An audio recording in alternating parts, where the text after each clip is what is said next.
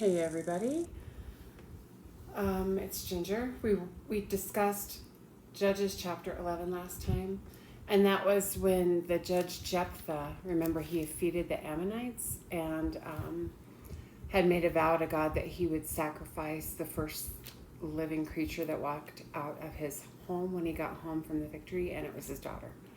And so we discussed the different theories about the sacrifice of his daughter.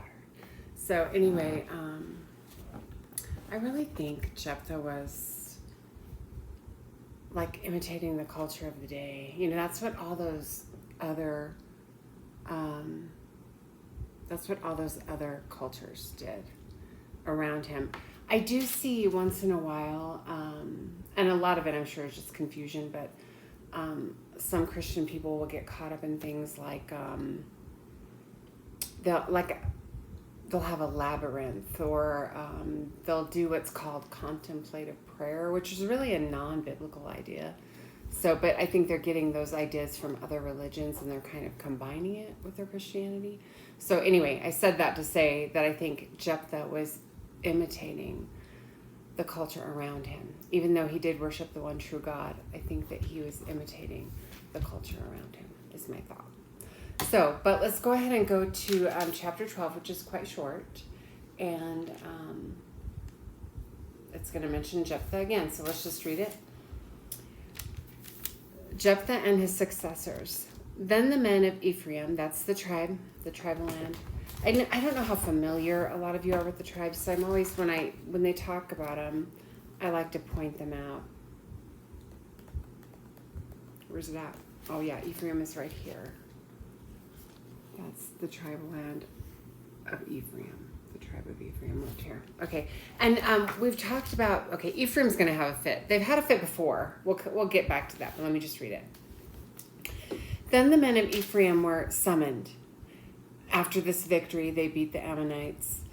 Okay, then the men of Ephraim were summoned, and they crossed to Zaphon and said to Jephthah, "Why did you cross over to fight against the sons of Ammon without calling to us to go with you? We will burn your house down on you." They're threatening him because supposedly he didn't call on them for help. Jephthah said to them, "I and my people were at great strife with the sons of Ammon when I called you, and you did not deliver me from their hand." So basically, what Jephthah is saying, I did ask for your help. We were in the middle of battle. I did ask for your help, and you did not help. Now that we've won the victory, you're coming to me and saying, "Why didn't you ask us for help?" It's really pretty deceptive on Ephraim's part, and they're not only having a fit because it seems like they didn't want to help when they got the offer to help in this battle, but they wanted the glory after the battle was already won. And so now they're mad that they weren't included. Well, it sounds like Jephthah tried to include them and they didn't help. But not only are they having a fit about this, but they are threatening to burn Jephthah's house down. Okay? Verse 3. And these two are brethren. Okay? Ephraim is one of the tribes. It's brethren. "When I saw that you would not deliver me, I took my life in my hands and crossed over against the sons of Ammon, and the Lord gave them into my hand. Why then have you come up to me this day to fight against me?" So basically, I asked you for help. When you didn't, we took the responsibility of ourselves and we defeated Ammon. So why are you starting a fight now? Is basically what he's saying. Then Jephthah gathered all the men of Gilead and fought Ephraim.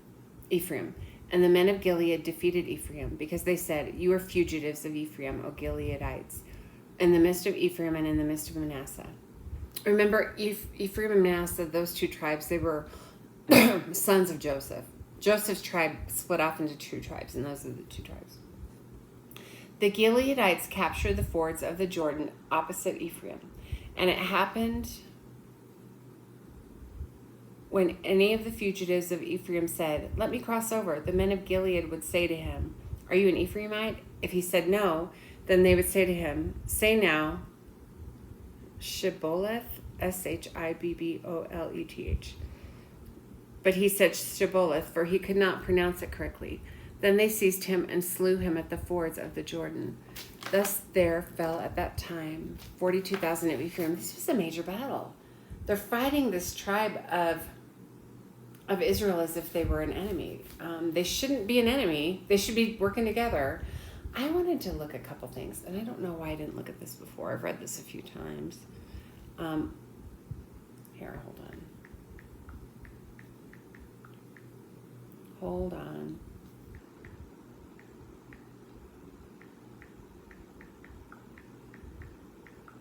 Like, okay, so they had some people. Okay, it says, I'm looking up the meaning of shibboleth because they had, if they had captured some people and they asked him, are you an Ephraimite? If he said no, then they would say to him, say now shibboleth. But he said shibboleth, for he could not pronounce it correctly. So he said the word wrong. That's weird. This says it's a word or saying used by adherents of a party, sect, or belief, and usually regarded by others as empty of real meaning.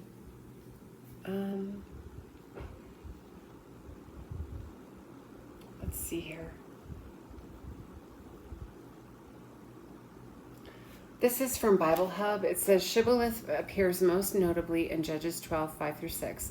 The term itself is often connected to the meaning stream, ear grain, or flowing. Its root suggests something that rushes, grows, or extends. It was a test word that distinguished one group from another. Okay, there's a conflict going on between the Gileadites and Ephraim. They tested the people seeking to cross the river with this word. The Ephraimites, who apparently could not pronounce the SH sound, would say Sibboleth instead.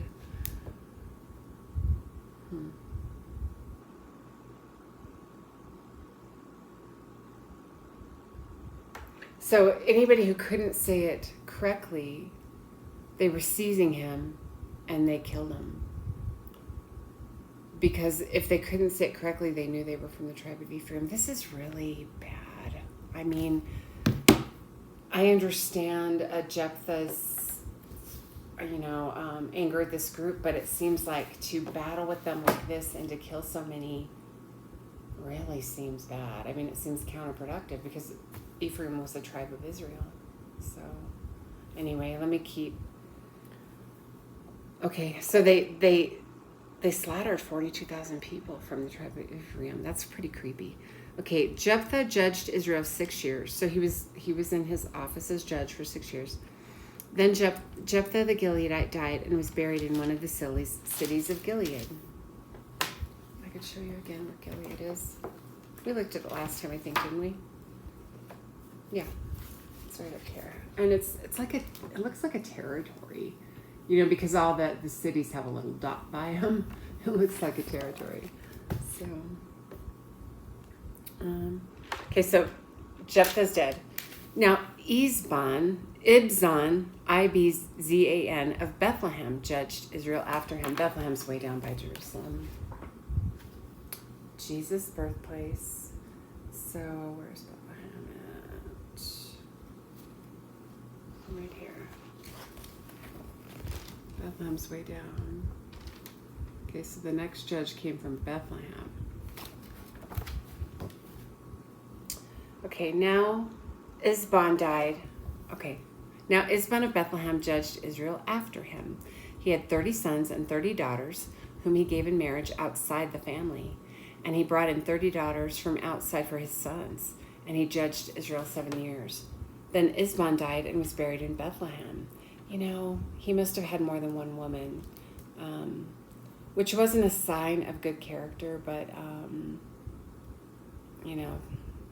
because if he had 60 children, I doubt if one woman gave birth to 60 children. And this, Eve surely gave birth to more than that. But that was a long time ago. At this time, women wouldn't have had the lifespan and health to do that, I doubt. So I'm sure and he was probably rich because, I don't know. He had 30 sons and 30 daughters. I don't know about his financial state, but it says he gave his daughters in marriage outside the family. I would think that would mean they married Canaanites. And then he took daughters from outside for his sons. I would think, I'm going to write a note, Canaanites with like a question mark. Because that seems suspicious to me. Okay, then Isban died and was buried in Bethlehem. Okay, so it went Jephthah, Isban was the next judge, and then Elon. Now Elon, the Zebulunite, judged Israel after him from the tribe of Zebulun. Now Elon the Zebulunite judged Israel after him, and he judged Israel 10 years. Just making notes here in my Bible. Then Elon the Zebulunite died and was buried in Ajalon in the land of Zebulun. Let's look at the tribe of Zebulun's land here.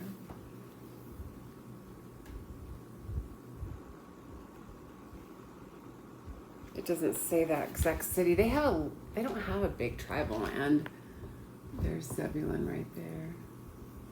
It's not as big as some of the other tribal lands. Now Abdon, the son of Hillel, the Pirathonite, judged Israel after him.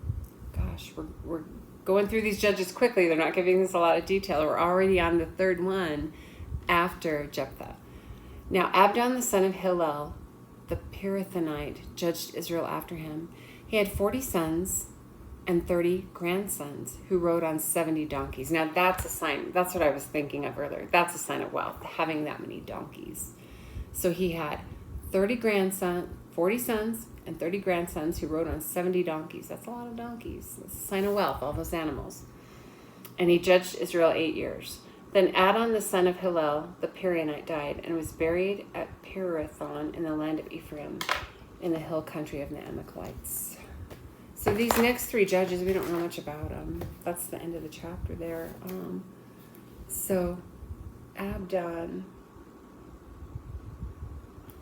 was from the tribe of Ephraim.